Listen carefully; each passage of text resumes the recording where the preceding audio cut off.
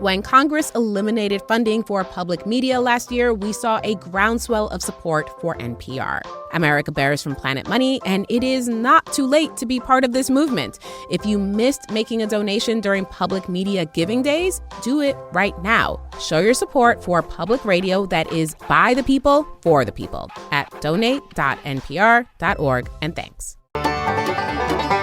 Hello and welcome to Car Talk from National Public Radio with us, Click and Clack, the Tappet Brothers. And we're broadcasting this week from the Return to Sender Department here at Car Talk Plaza. This is an interesting little story, man.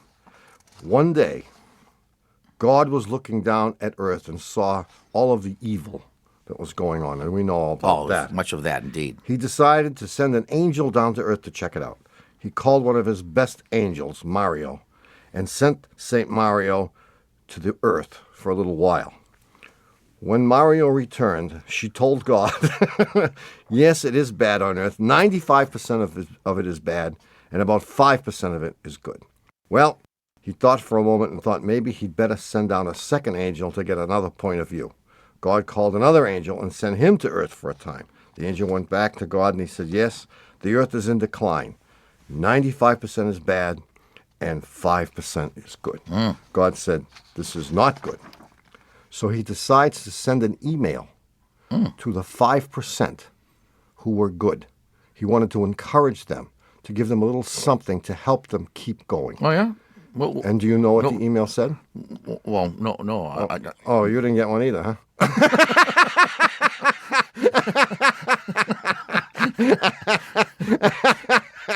That was a dirty trick. That was it. Well, if your car is one of the 95% that ain't good, give us a call at 888-CAR-TALK. That's 888-227-8255. We're here to help. Hello, you're on Car Talk. Hi, this is Nancy from Edmonds, Washington. Hi, Nancy. Did you get an email from God? Yeah, I did. You did? Yeah, he had it Nancy with a Y. So I got Oh, excellent.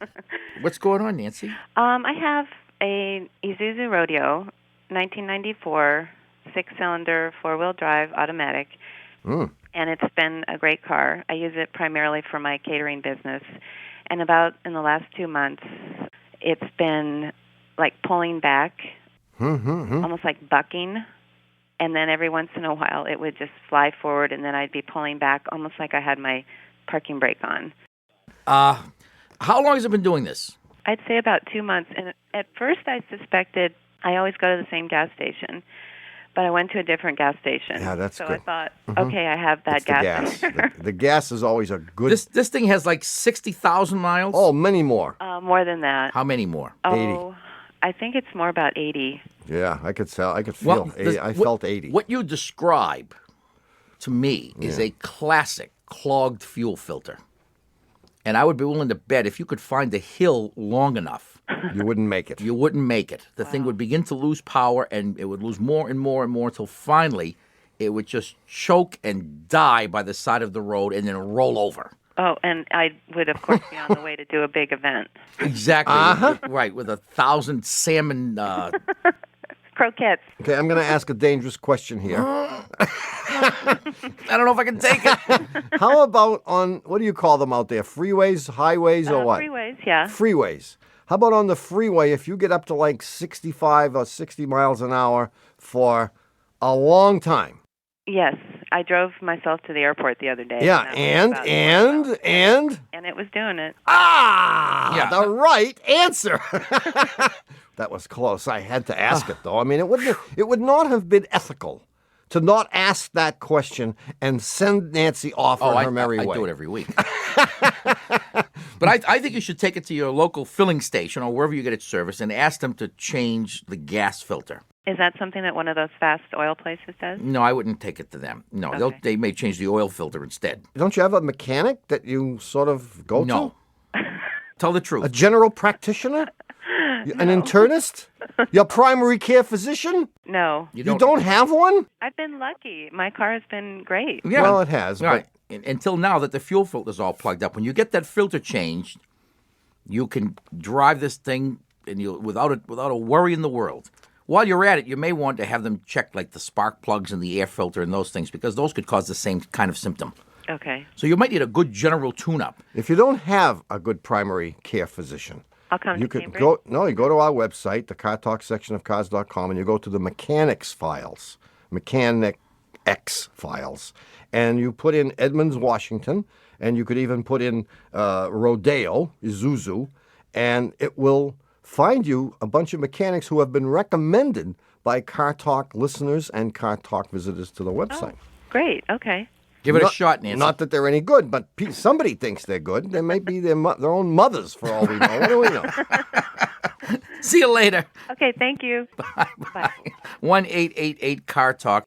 That's 888-2278-255. Hello, you're on Car Talk. Hi, this is Bill from Henderson, Kentucky. Hey, Bill from Henderson, Kentucky. What's happening? I got a 93 Nissan pickup that sounds like it has mice under the hood. Oh, yeah? Yeah, I've got this strange squeaking noise.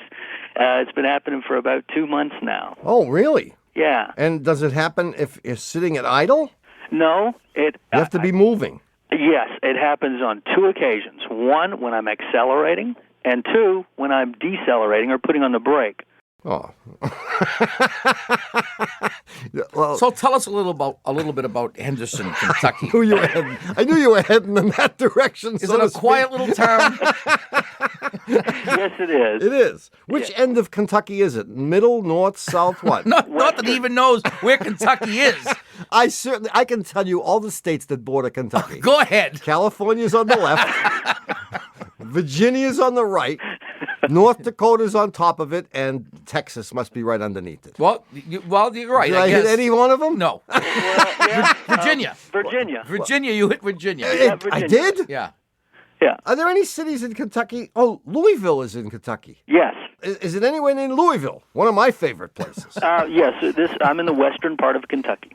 And so is Louisville. Yes, it is. It is? I knew that. Near California. Well, I would have to say. Go ahead. Say something, because I'm still working on it.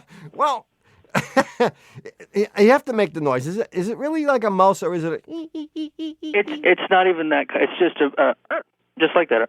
Just a short squeak. One time? At the most, it's done it twice, and I'm thinking that it's a belt. Here's a good way to find out if it's the belt. Turn on all the accessories like the headlights, the defroster, and all that jazz, and see if it does it with greater intensity when you rev the engine with all that stuff on. Okay. And if it is the belt, you don't have to be in motion to get that noise. Okay. So if in fact you do get the noise with all the accessories on and it's diminished in intensity with the accessories off, then it would lend credence to the belt theory. Yeah, but the belt wouldn't just go... The belt would go... It usually would make a lot, but if it's been the same for a period of time... Almost 2 months. So you're driving along and you accelerate, and as you're accelerating, you hear a 1 or 2 time... Yeah. And then it exactly. stops, even though you're still See, accelerating. I think it's more likely to be a loose exhaust system component, where for example, where the front pipe bolts to the manifold. I like or where that. the converter bolts to the front pipe. If there's any movement there, and you will get that movement of the engine under load only. Okay, so when you rev the engine, and you might be, is this an automatic transmission? Yes, it is. Put the thing in drive with your foot firmly planted on the brake, your left foot that is. Okay, and don't point it at your house or anything. Point it at like a neighbor's house in the event that something goes wrong. And you're going to give it some gas like you were trying to drive it, but of course having the foot brake on and the hand brake too will keep the car from moving, and see if you can duplicate the noise. I like this. See if you can, when revving Because it up. then you'll get the torque of the engine, and you'll simulate what's going on when you accelerate and decelerate on the road. See, as the crankshaft turns, as the engine crankshaft turns in one direction, usually clockwise, the engine, i.e. the whole block, tries to rotate in the other direction. And when that happens, you can set up a dynamic which will cause 2 pieces of metal, like parts of the exhaust system, to move against one another and make this noise. Yeah. And does it sound like it's coming like right from almost under you, but a little forward? Yes, exactly. Like it's right in the dash. We're getting all the right answers here. I'm with you. I'm with think you, so. man. So try to duplicate it, and if you can duplicate it, you can take it someplace, and you can have somebody lie under the car with a stethoscope and listen. Okay. Yeah, while you're in there with revving up the engine, someone's going to lie under the car. Yeah, try to find a real dumb mechanic. Try any mechanic. I always get one of my guys to do it. Good luck, Bill. Thank you very much. See you. Thanks for calling. Thank you. All right, Tommy, did you take your Ginkgo Rocky Balboa this morning? No, I forgot. So I guess you don't remember the puzzler. Who are you anyway? You look so familiar. We'll be back in a minute.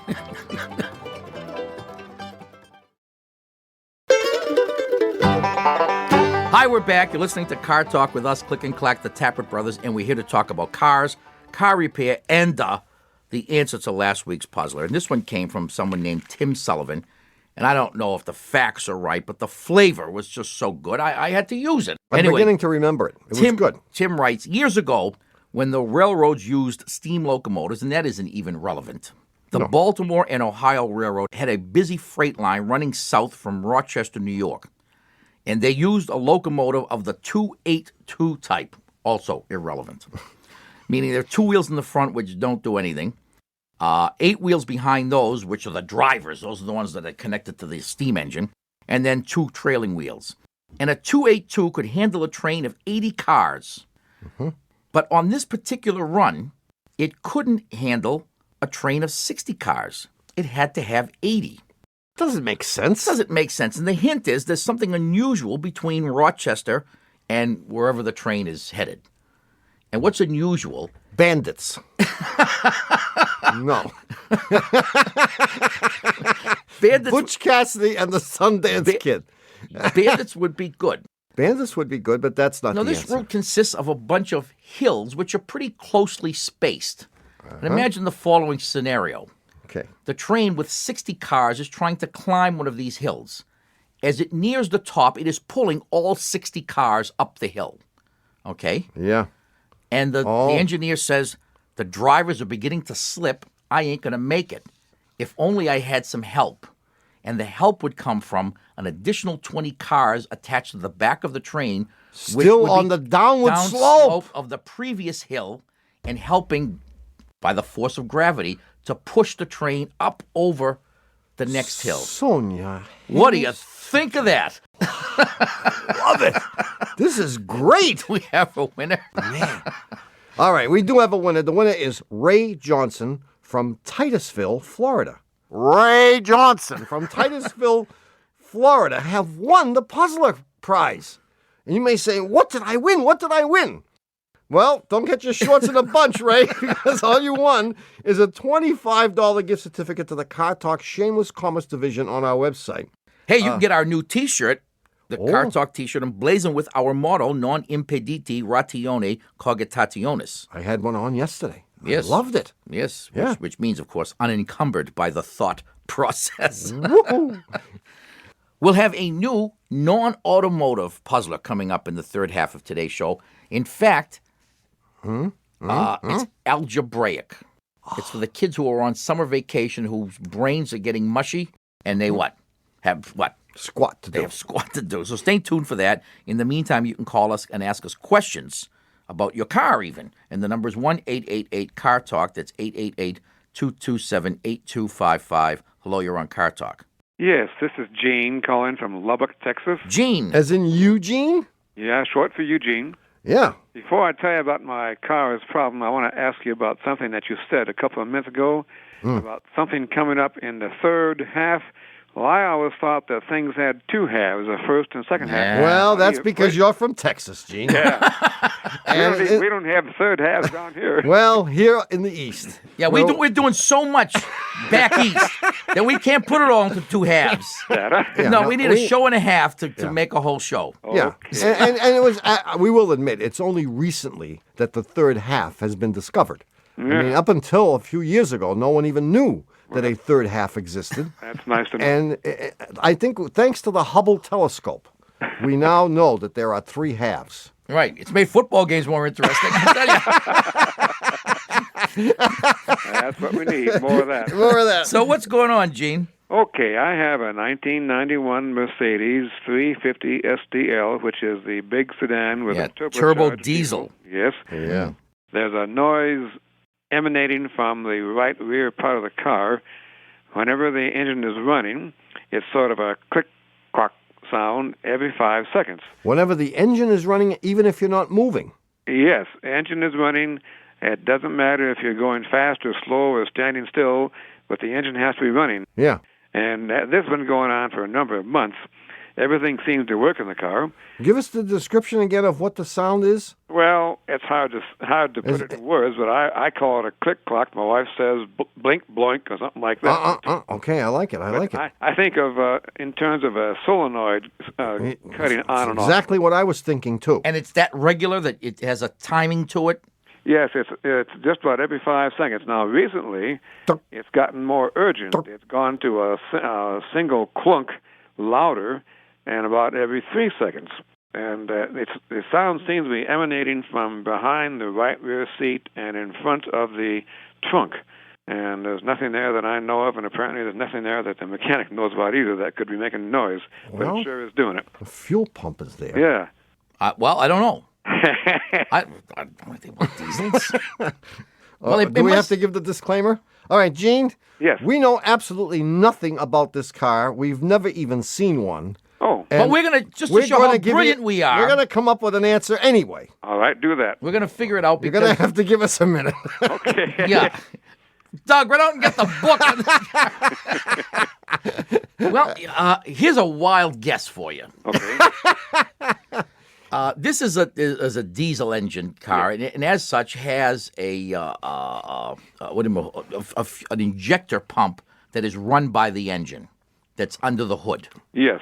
Okay? Yeah. But it probably has a feed pump. Of course it would. That runs from the tank to the injector pump. Could be. How does that sound, Gene? Does that sound good? That's a possibility. And your mechanic, is it a Mercedes dealership? Not here anymore. They closed it down a couple of years ago. Okay. So you went to he used to be the number one mechanic, and he set up his own shop. So he's good at it. Oh, so he's the guy. Yeah. I suspect the noise is emanating from the fuel tank. That's what I think too, and especially since you describe it as a solenoid kind of noise. Yeah.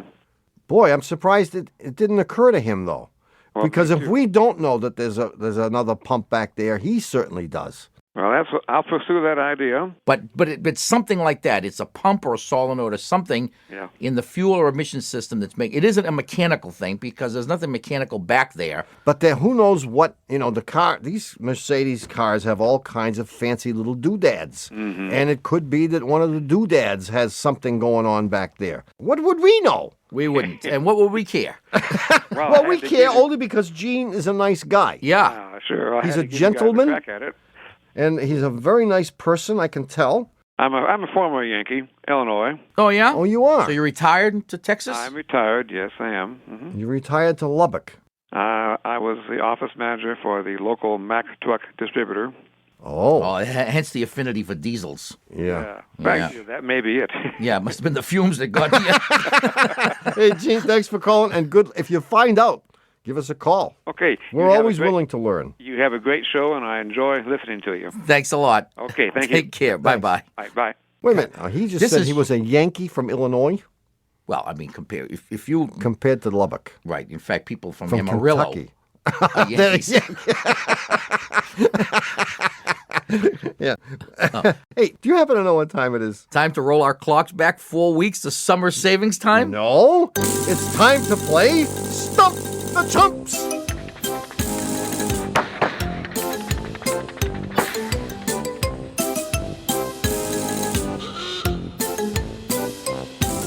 This is that part of the show where we revisit a previous caller to see if our advice was jaded, faded, or underrated. So who's our lucky caller this I don't week? have any idea, but we have notes. The note says it's Bob from Fort Worth, Texas.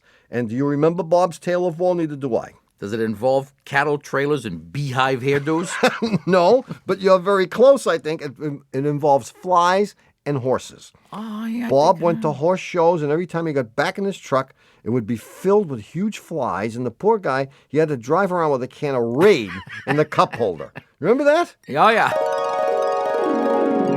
Yeah. But someone suggested that I set off a bug bomb at night, but I'm concerned. About your health. Well, no. I mean, put it in the car.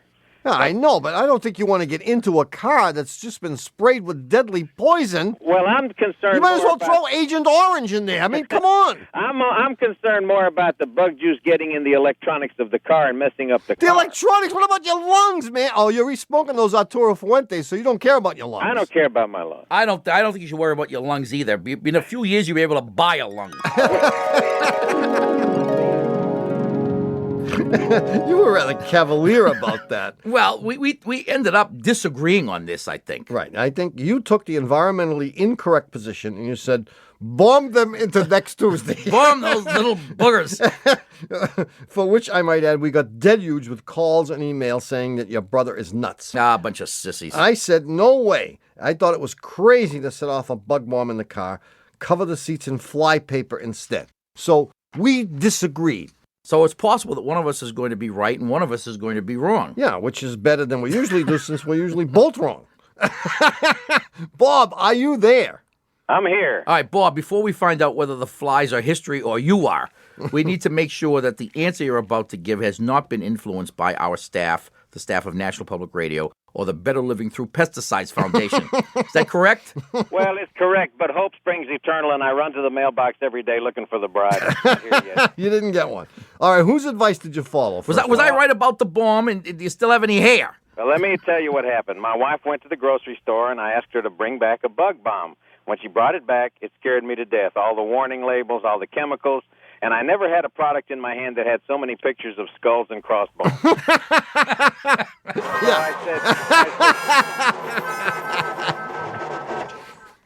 I said, this is not going to work. So I thought about it, and I realized that when the weather gets cold here, which is not often and not for long, we don't have flies. So I have a friend who is in the ice business, the commercial ice business. Oh. So I took my car and drove it to his warehouse. He manufactures these ice cubes that they put in the 10-pound bags that you buy at convenience stores. And you just drove right into the freezer. I put it into the freezing storage facility, not the freezing where the machinery is. Yeah. But where they store the ice. I rolled the windows down, left it there for 3 days. Goodbye, flies, no more problems. That's it. Wow, boy. Wow, what a brilliant man you are. We should have called you. Man, it's safe. It's a lot safer than the bug bomb. So now what are you going to do with the bomb now that you have it? Well, I'm just curious. I don't like my next door neighbor, so I'm going to give it Hey, Bob, you're a good sport. Thanks for playing Stump the Chumps. Thanks, guys. See you later. Bye. Bye. Okay, Tommy, it's time to take a short break so that stations can identify themselves. And simultaneously deny any knowledge of how we managed to sneak onto their airwaves. Go to it, guys. We'll be back in a minute.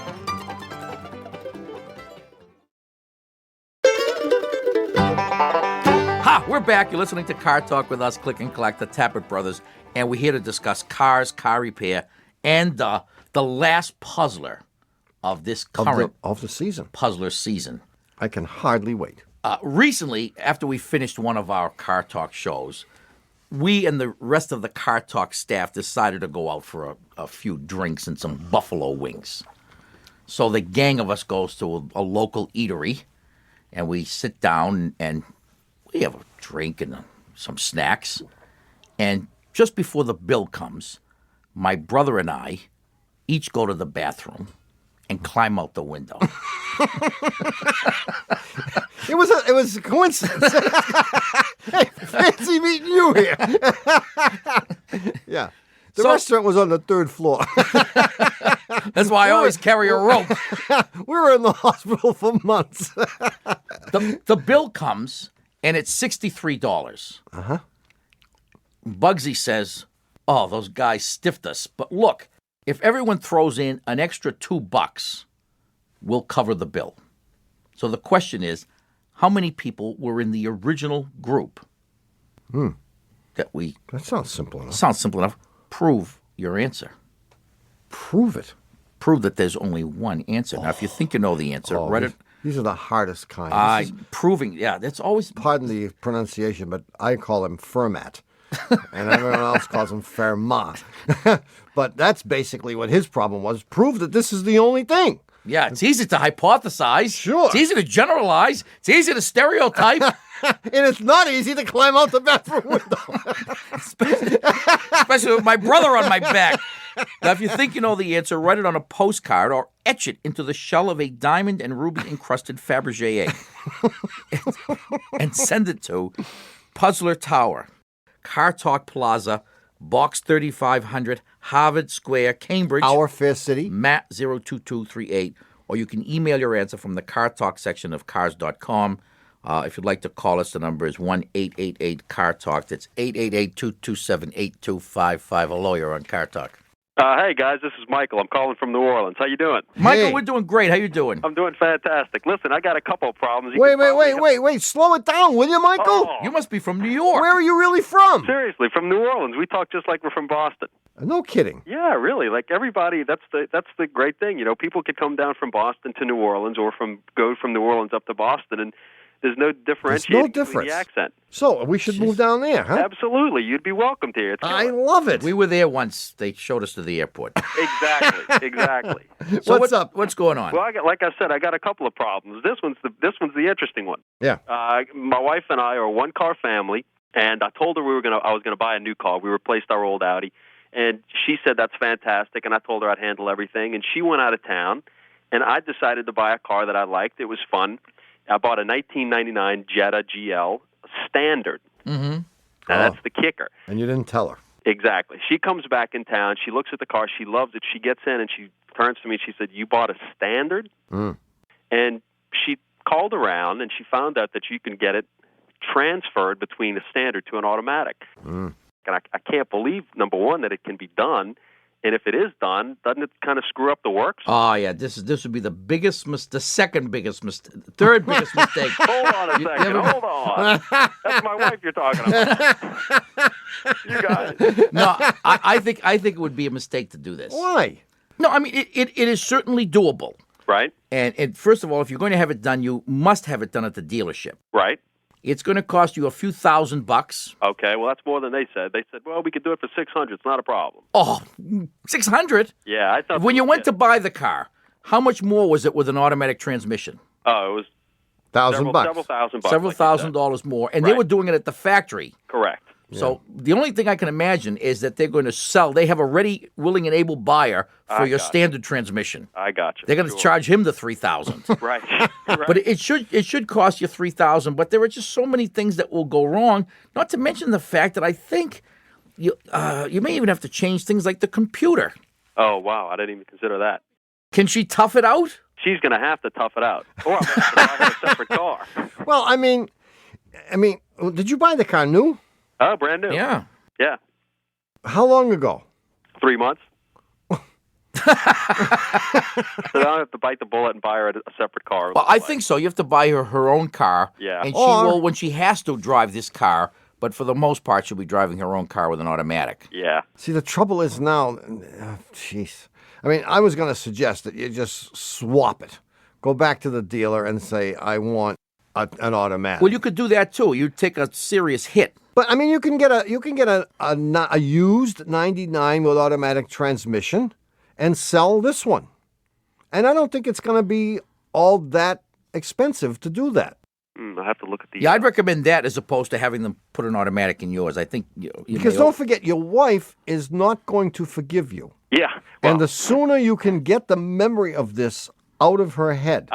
she's already in the counseling. We're already in the counseling Yes. over this issue. Trust me, she will say, sure, hon, I'll tough it out. Yeah, and, right. If you could only read her mind at that very moment, Yeah, you'd know that there's no amount of money too high to prevent you from doing this because it's in your best interest. Trust me. Yeah, I think I'm with you on this one, guys. I know. I think you are. I appreciate it. See you, Mike. Fantastic. Thank you Good work, much. Mike. Good Yes. luck. Bye-bye. Bye-bye.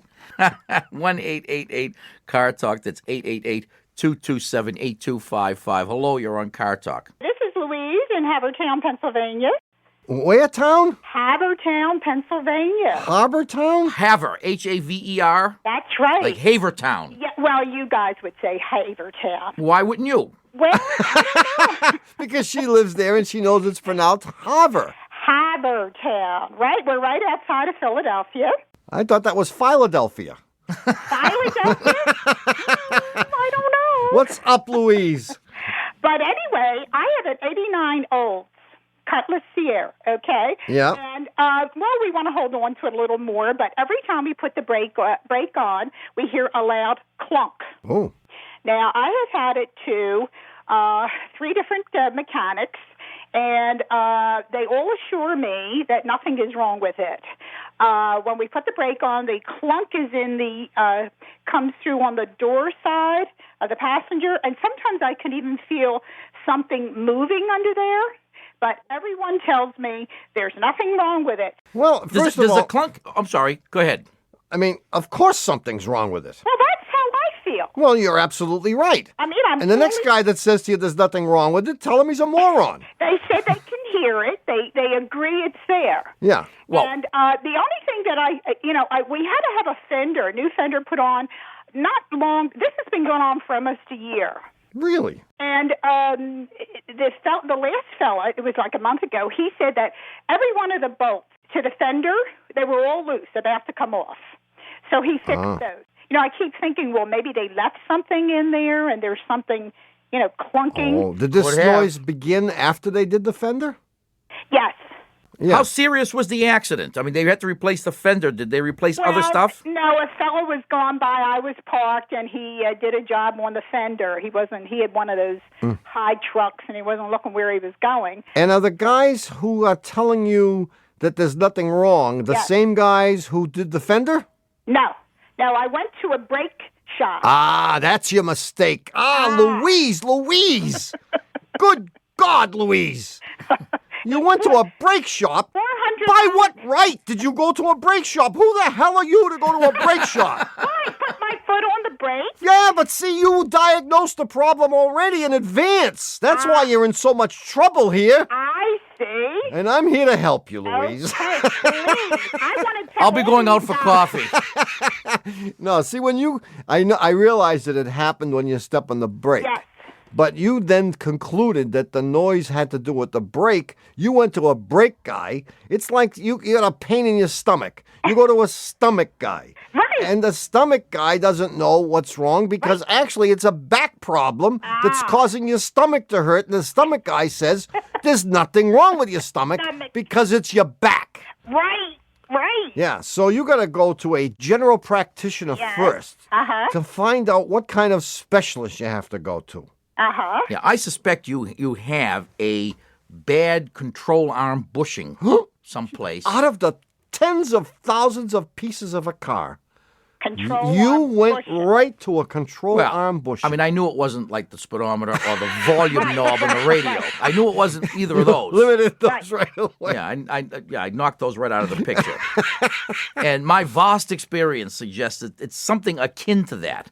But it's probably something in the front suspension that's causing the noise. But I wouldn't go to a suspension specialist. Like Tommy says, you want to go to someone who covers all the disciplines. Someone who doesn't have preconceived notions.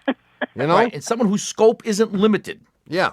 Okay. And someone who's open-minded and say, look, I have a noise, and it occurs when I step on the brake, but I don't think it's the brakes. Don't even say that. Just say, I have no idea about nothing. You tell me where the noise is coming from. And it always helps to say, I want to fix it no matter what it costs. The few customers that we have still who take that position are treated very well. The other question is, the steering wheel was very loose. Would that give you any... Oh, see, Louise, you know more than you think. Yeah, you could have a loose rack and pinion mount. You could have a bad tie rod end. Yeah. Take it, I'm going to suggest you take it to the dealer. And I bet you they're going to figure it out in 10 minutes. Oh, well, that would be great. But get it fixed because it has the potential to be dangerous. It does have the potential to be dangerous. And all joking aside, I wouldn't mess around. Take it tomorrow. All right. And certainly between now and then, don't drive fast. Oh, we're supposed to leave for New York City tonight. No. Don't do it. I would not take the car. Take the train. Really? Anything I know your husband. seriously. I know your husband's going to convince you. Tell him you'll meet him there. Take the train. Yeah, and buy the insurance policy on him. See you, Louise. Thank you so much. Bye. Thank you. Bye. Bye. Well, it's happened again. You frittered away another perfectly good hour listening to Car Talk. Our esteemed producer is I Doug. had some fritters for breakfast the other day. Doug, the subway fugitive. not a slave to fashion. And what's this? Cute, cute, cute. Berman, our associate producers, our Frau, and you thought I'd forget, our Frau Catherine Fenolosa. Yes, and Louis Cronin the Barbarian. Our engineer is Michael Garth. Our senior web lackey is Doug the Old Gray Mayor. And our technical, spiritual, and menu advisor, who's back from his triumph at the Pan-Pacific Free Lunch Atoll Hop, is John Bugsy Lawler. Our public opinion pollster is Paul Murky. Car Talk is a production of Dewey, Cheatham and Howe and WBUR in Boston. And even though Nina Totenberg tries to vote us off the island whenever she hears us say it, this is NPR, National Public Radio.